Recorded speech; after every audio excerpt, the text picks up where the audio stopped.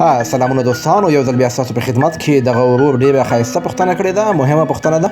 وایي په الماني ژبه باندې څنګه وایو چې نن کومه نیټه ده، یعنې څوم تاریخ ده.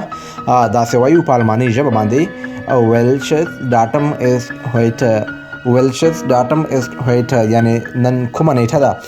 د مثال په تور زه په جواب کې وایم نن د نومبر 21مه ده، یعنې د نومبر 21م تاریخ ده.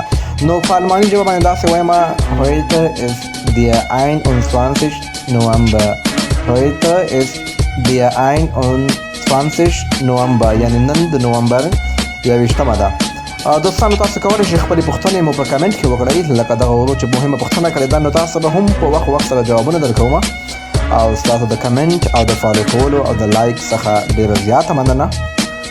هر وخت تاسو پوښتنه وي په کمنټونو کې خپله پوښتنې کولی شئ.